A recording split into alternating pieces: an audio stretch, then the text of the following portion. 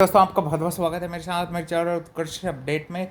और भाई मैं आपको बताऊंगा क्या क्या हुआ शुक्रवार के बारे में और क्या क्या होगा। सबसे पहले बता दूं, कल का मुद्दा कंटिन्यू चलता है। एकता कपूर घर में आती हैं और भाई सलमान खान किसी स्पेशल कारण के कारण वो अपनी मूवी सिकंदर में की शूटिंग में बिजी हैं, तो इसलिए भाई आज के दिन एकता कपूर आई थी और कल के दिन आएंगे रोहित शेट्टी।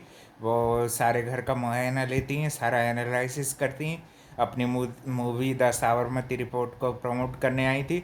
और बेसिकली सबसे पहला सवाल उनका होता है, पहले तो प्रोमो में और घर को ये सारी चीज़ों को देखने में काफ़ी टाइम वेस्ट करती हैं। फिर उसके बाद ऑन पॉइंट पे आ जाती हैं और भाई फिर विवियंस के एटीट्यूड के बारे में एक टास्क होता है कि किस में ज़्यादा एटीट्यूड ज़्यादा ख़राब है, रजत दलाल या विवियन डिसेना। तो उसमें ज़्यादातर लोग भाई अब विवियन के साथ हो गए थे फिर से, जैसे कि वो शुरुआत में हो गए थे, क्योंकि एटीट्यूड में काफ़ी ज़्यादा बदलाव लाए हैं विवियन ने एक दो दिन के बीच में। तो काफ़ी ज़्यादा लोग उसके फेवर में आ गए और भाई रजत के अगेंस्ट में ज़्यादा वोट पड़ गए।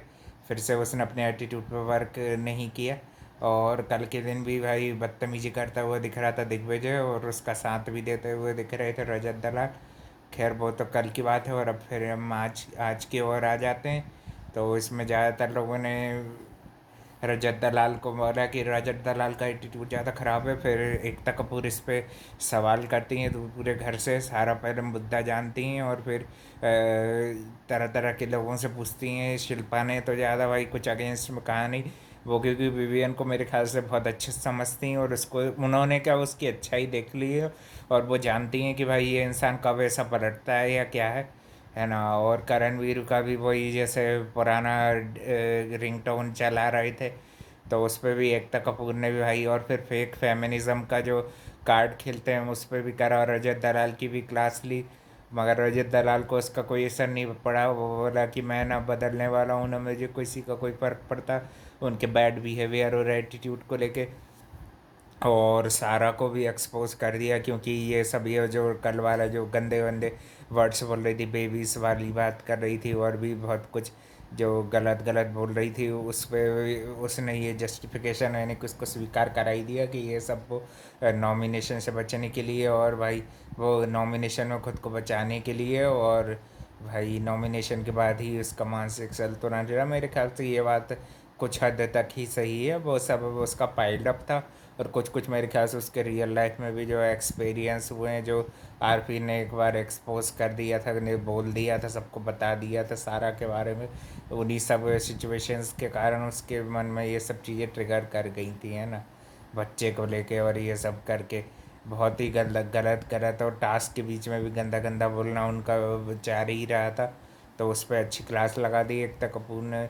और चाहत पांडे को भी हाइजीन को लेके और भी जो वुमेन कार्ड को वो गलत प्ले तरीके से खेलती हैं उस पर भी उनको चमका दिया। और भी जो लड़कियां हैं भाई श्रुतिका और को भी चमका दिया कि विवियन का तरीका गलत और तुम्हारा जो तरीका है अलग सा बन के बोलने का उस पर भी अच्छे चमका दिया। रजत दलाल को भी बोला कि अगर आपने मेरे पापा को इस तरह से धमकी दे के बात की होती तो फिर मैं आपको घर में आती और समझाती कि इस तरह से बात नहीं करना है। और भी चीज़ों को भाई कुल मिला के विवियन को थोड़ा बहुत सुनाया ही। और मेरे ख्याल से सही क्लास तो विवियन ने या उस घर वालों की भी रोहित शेट्टी लेंगे। और ये रजत दलाल को तो भाई रासिम जैसा धक्का मार के शो से लात मार के निकाल दो भाई रोहित सर। तो भाई मेरे को बड़ा अच्छा लगेगा ये जब भी निकलेगा ना ये। और दिग्विजय भाई, दिग्विजय आया था, मेरे को खुशी हुई थी कि भाई एक अच्छा बंदा आया, मगर भाई ये घटिया का घटिया रजत का कुत्ता ही बन के रह गया है भाई। हाँ, और ये रजत दलाल समझता क्या है कि तू कानून को साबरमती जेल में रहा था तो तू तू क्या अपनी मनमानी कर लेगा, यहाँ पे कुछ भी तू चाटा मार देगा। भाई भी इनका 2 साल का दूध पीता बच्चा है तो तू उसको चाटा मार देगा और वो तेरा खा लेगा।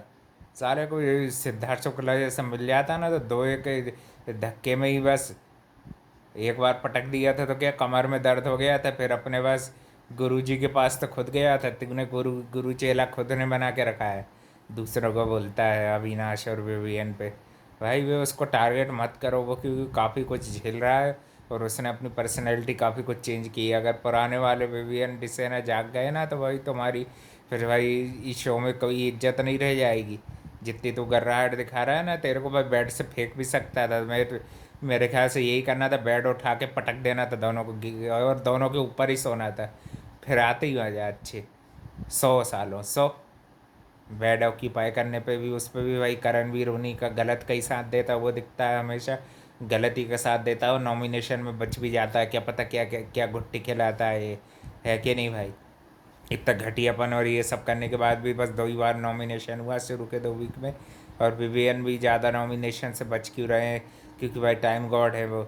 2 वीक से तो खैर भाई वो टाइम गॉड है, नहीं तो उनको भी विवियन को भी डाल दिया जाता था सॉफ्ट टारगेट बना के, है ना। फिर उन्होंने थोड़ा अपना बिहेवियर में चेंज कर लिया, तो फिर बस सबके सब उनकी तरफ ही आ गए, है ना। रजत को ये लगने का भ्रम हो गया था कि अब मेरे खिलाफ भी कोई नहीं बोल सकता, ये नहीं बोल सकता, सबको भाई ये एक साथ जुट के इसका सामना करना चाहिए। और ये बुली को भाई फिर से साबरमती जेल की जगह अब इस बार इसको मुंबई की जेल की हवा खिलाओ। मैं तो बोल रहा हूँ यूपी यूपी की जेल की हवा खिलाओ, तो भाई ज़रा अकड़ ठिकाने आई है कि नहीं। हरियाणा की जेल में होगी इसकी पहचान और उसका गलत फ़ायदा उठा के छूट जाता होगा, मगर भाई यूपी की जेल में योगी बाबा का राज है, फिर देखो भाई इसकी समझ में आएगी भाई। ये भाई वो रियल जेल के ही लायक है, ये भी इन मेकिंग में ही है, जो आजकल जिनके कारण सलमान खान को परेशानी हो रही है ना, ये सब जो लोग, ये भी इन मेकिंग में ही है, ऐसे क्रिमिनल बनते हैं बड़े बड़े। देश के नाम पे तो कुछ तुमने करा नहीं भाई। ये जो मेडल है मेरे ख्याल से खरीद के तो नहीं रख ली है, हैं जीते होंगे जो किसी न किसी कंपटीशन में जीते, इतना ताकत आजमाने का शौक है तो भाई जाओ भाई, WWE खुला है वहाँ पे जाओ और अच्छे से जोर आजमाइश करो, और अपना भाई सब दिखाओ अपना टैलेंट, है ना। वर्ल्ड स्ट्रॉन्गेस्ट मैन चैम्पियनशिप जीत के बता दो, तब जाके होशियारी गाड़ना है कि नहीं। ये कर लिया वो कर लिया, ये इससे कुछ नहीं होता, ऐसे 1000 बैठे हैं पावर लिफ्टर, तो कोई भारत का या दुनिया का इकलौता नहीं है। दुनिया के ओलंपिक के जाके जीत के बता दे मेडल तो मान जाएंगे तेरे को, कुछ भी जीत के बता दे बोले मेडल तू इतना खूब बड़ा महान खिलाड़ी है बन रहा है ना, तो तू भाई जो ओलंपिक में 2 मेडल बैठा था वो भी अभी जेल में ही है कि नहीं। उसके हरकतों के कारण, मारा पीटी की आदत के कारण, तो अपनी आदत सुधार ले भाई, नहीं तो किसी दिन कोई अच्छा ज़्यादा पावर वाला मिल गया तो भाई रजत दलाल रोते फिरेंगे, है कि नहीं भाई। हाँ ये सब भाई, मैं इनको शो के बाद भी मेरे को भाई most dislike contender in this season, क्या all the Bigg Boss season के सबसे डिसलाइक कंटेंडर में से एक, जैसे वो स्वामी ओम थे, प्रियंका जग्गा थी एक, ये भी डिसलाइक कंटेंडर में ये रजत दलाल भी आएगा, और मुनावर भी था, हाँ वो उसको कैसे भूल सकते हैं। और भी बहुत सारे डिसलाइकेबल कंटेंडर है, मगर उसमें एक ये भी है ना। ना ना भाई, फिर ना माफ़ी मांगता, ना इसको बाद में अपनी चीज़ें ज़बान पे लगाम है इसको, है ना। और बाद में भाई अपनी गलती एक्सेप्ट भी नहीं करते, मेरे को ऐसे लोग बिल्कुल नहीं पसंद है भाई। जिनको पसंद है भाई करते रहो सपोर्ट, कितना भी भाई नेम पे मिल जाए, मेरे लिए विनर विनर वो होते हैं भाई जो जो भाई झेलता है और इतनी सब चीज़ों को फेस करने के बाद भी अच्छा बिहेवियर दिखाते हैं। विवियन के मुंह से न साला तक नहीं निकला होगा, जबकि ऐसे इंसान के लिए जरूर निकलना चाहिए। और करणवीर भी भाई बस उनका साथ ही देते दिखते हैं, है ना। और भी फिर बाद में फिर एकता कपूर के जाने के बाद भी ये आपस में टास्क की बातें कर रही थी, और भी अपनी ये प्रॉब्लम डिस्कस कर रही थी। रजत वाली जो वीडियो वाली जो छोटी सी वो क्लिप वाली बात थी, अब वो भी फाइनली इसे सबके सामने रखती हैं और भी अपने पॉइंट ऑफ व्यू रखती। और अभी भी भाई रजत दलाल सॉफ्ट कॉर्नर रखता है ईशा के लिए, बहन वाला, वो तो भाई उसने भी ऐसा ढोंग रचाता है एक तरह से भाई, और कुछ नहीं है, बस स्क्रिप्टेड खिलाड़ी है तू। सबसे बड़ा एक्टर तो खुद है, और दूसरों के प्रोफेशन पे जाता है, और तेरे प्रोफेशन पे चले जाए तो मिर्ची लगने लगती है कि नहीं भाई। और भी अपडेट के लिए channel like comment share subscribe सब कर देना भाई लोग। और भाई किसी भी चीज़ का कोई बुरा या किसी पर्सनल एजेंडे से नहीं बोला है, सिर्फ भाई जो जिसके बारे में जैसा लगा मैं भाई वैसा बोलना पसंद करता हूँ, है ना। थैंक यू फॉर वॉचिंग, मिलते हैं कल एक और अपडेट।